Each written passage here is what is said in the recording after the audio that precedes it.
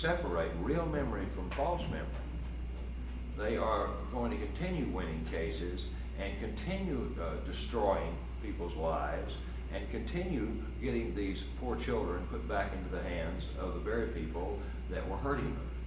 Because doctors have got to realize that the information they were taught about memory and what's real and what isn't is not true. False memory can be installed. And I was very unpopular when I was talking about this before physicians, because they said, you're playing right into the hands. You're supporting the bad guys. No, I'm supporting a tool that the bad guys are using to slay you with, because what they're telling is a truth. And truth, believe it or not, is extraordinarily dangerous because it can be usually proven. And there's no one that can prove to me or anyone else that there's no such thing as a false memory.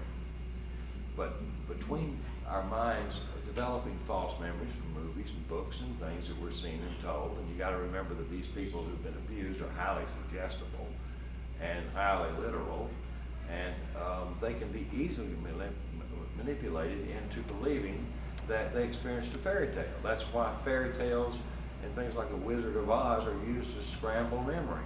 Because when somebody goes in, a child, 10 years old, and sits down in the witness stand and said, and the judge said, well, who exactly in this courtroom molested you? And the little girl or little boy says, well, they're not here right now that I recognize, because it was Mickey Mouse.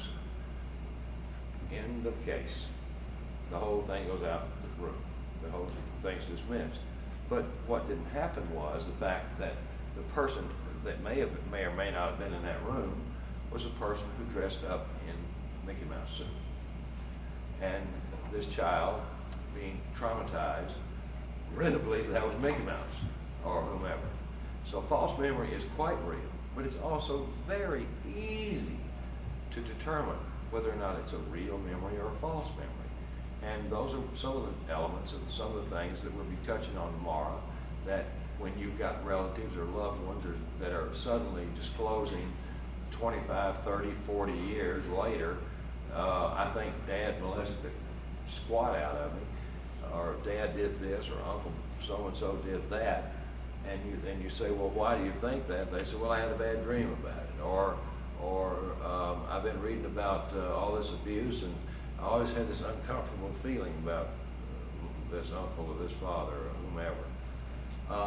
There's a way of telling those people how they can actually determine whether or not it's a real memory or something that they're fantasizing. It's very, very easy. That's the reason that I really wish that you folks could, those of you who are interested in this science and in this information and knowing what's controlling you, will be there tomorrow.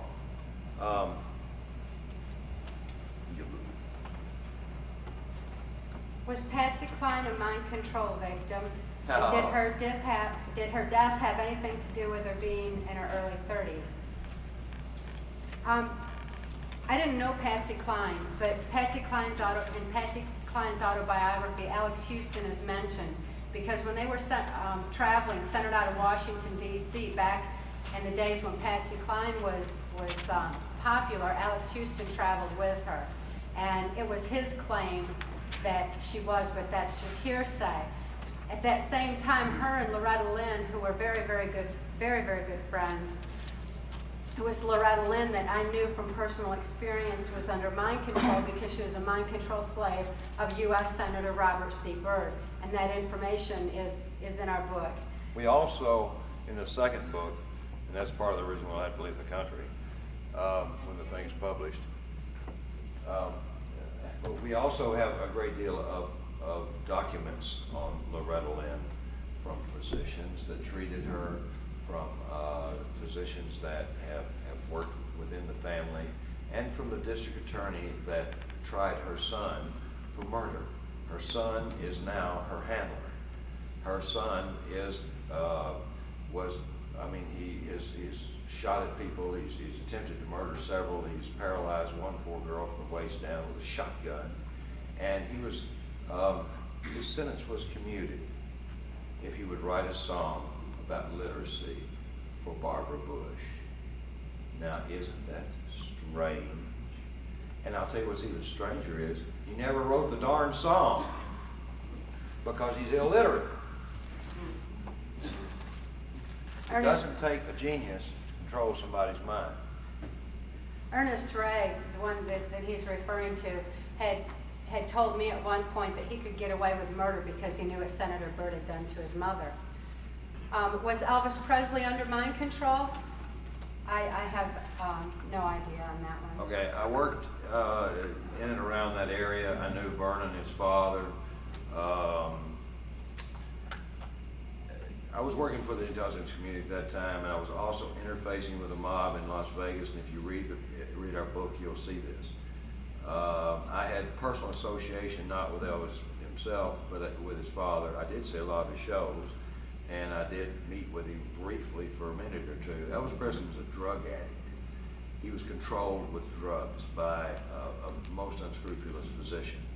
But as far as being under mind control, no way, no possible way. And no, he's not working around Kmart. Is Dolly Parton under mind control?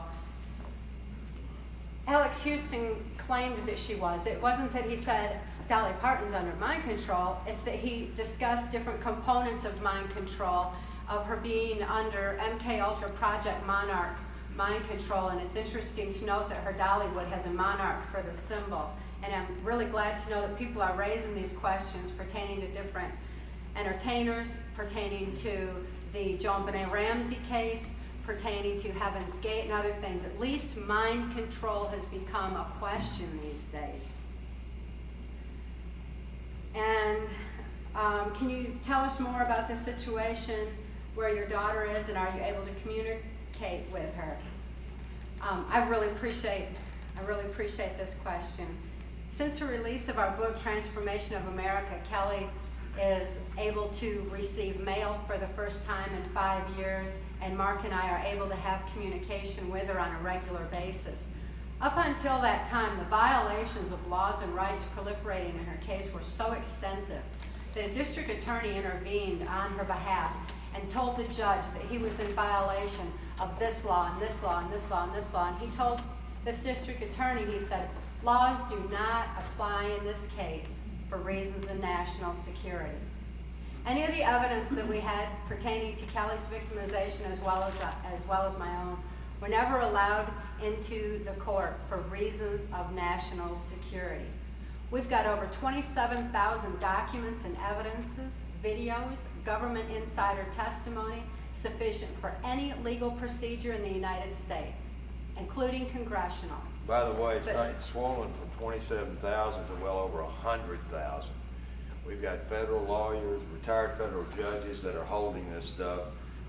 Some of the most sensitive issues, such as photographs and that sort of thing, were turned over to certain members of Congress and other persons, because the federal government came to me and said, if you collect one more piece of evidence, we're going to lock you up for being in possession of child pornography. Somebody asked a question. Somebody asked a couple of incredibly good questions, and I thank you, whoever it is. Does the New World Order intend to destabilize the economy of North America, or are we preserved from this tactic due to our participation in NAFTA? No, let's reverse this. NAFTA is to destabilize your economy and our economy, because we're supposed to be a global economy. We're supposed to be all on an equal basis. Now, I don't really like being on an equal basis with someone who really doesn't give it one continental darn whether the only thing they care about is something to eat and something to have sex with.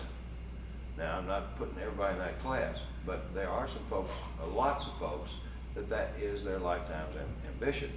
And those are the folks that we're supposed to be on equal footing with. It was my experience under my control and working on the groundwork of NAFTA that the drug industry was supposed to help balance the economies by bringing Mexico's economy up and absolutely eroding our nations, Canada and the United States. So there's some things that are detailed in the book that definitely pertain to that aspect. Okay, how do you know that Cathy does not have false memory planted in her?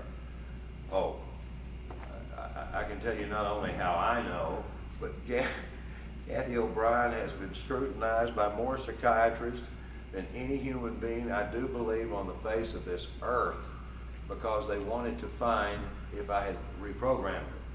They wanted to find if she was just crawling with false memory. There are a variety of ways to determine this. And yes, and the next, will this be answered tomorrow? The most important thing about verifying whether or not somebody has false memory, in the very beginning, I was so traumatized by the material she was giving me, I developed what is known as post-traumatic stress disorder, which is very similar to being shell-shocked.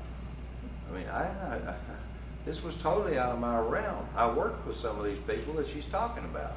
I had no idea that they had separate agendas. I didn't socialize with them, thank God, but I did understand that they had some very specific things that they were working on that coincided with some of the things that my bosses were working on, and I didn't find it anything particularly sinister in it. But I worked on a need-to-know basis. So far as the false memory thing goes, I assumed that everything was false in the beginning, and I turned it over to members of the United States Customs, to Canadian Customs, to friends of mine who are in the military, friends who have stepped forward, members of the FBI who have stepped forward, like none other than Ted Gunderson, who was third in command of the FBI, who investigated me first, by the way, and then investigated Cathy's claims. Ted Gunderson will stand before you and tell you she's 100% credible. There are others that will tell you she's credible, not because of what she says, not because of the details and her ability to remember the details, but because of the hard evidences that we've been able to get to support the claims.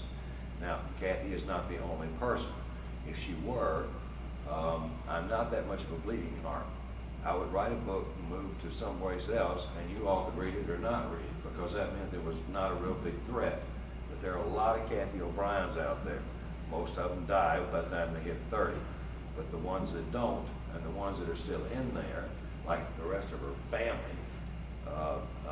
are the ones that we want to see some attention drawn to and this nonsense stopped. Muskegon, Michigan was Cathy's hometown. And we're getting a lot of cooperation suddenly out of the state of Michigan because they've discovered, oh, gee willikers, Muskegon is a center for some sort of government mind control experiments. Wow, what a revelation after we've been screaming for 8 years. They have finally got somebody on their staff at the Muskegon Chronicle that got permission from the boss to work with some Michigan State child advocacy folks, and they've got a whole series that are being printed about the pedophiles and the child pornography and the child molestations and all the mental disorders of the people in that little area and the government involvement. So thank God we're getting a lot of validations from the big picture as well as the little evidences. So as far as the false memory aspect of it goes, you darn tootin', I want to tell you what the difference is, and I want to show you the difference and how you can tell the difference even with your own relatives. And you don't have to have 20 years spent with the CIA and 25 years worth of psych training to understand it. It's very easy to determine what's real and what isn't. I believe that wraps up our questions. It wraps up our evening. And I want to tell each and every one of you, I look forward to seeing you tomorrow at 6 o'clock tomorrow night. If you're a little bit late, that's fine. On stage you got jobs to do and you've got work to do. But those of you that can be here in this room at between 6 and 7 tomorrow night, you're the people that we are going to impart some information to that I believe that will change your lives. Those of you who were here tonight that we are not going to be here tomorrow night, that are skeptical, for Pete's sake, for your sakes, and for your children's sakes, and your grandchildren's sakes, and humanity's sake, if you really care, please look into what we're talking about. If you want to, you can borrow a book from somebody that's actually purchased one and copy the back of some of the references that are clinical, that are available in your library, and the authors sure as heck don't know who I am, because some of them have been long dead. But these are valid research articles, and these are articles that are printed about everything concerning the topic of mind control that is actually something we can actually understand and read, being non-professionals. Again, our thanks to each of you and allowing us to come to your beautiful country and to see some of you beautiful people. Please, please keep spreading the truth. We love you all. Thank you.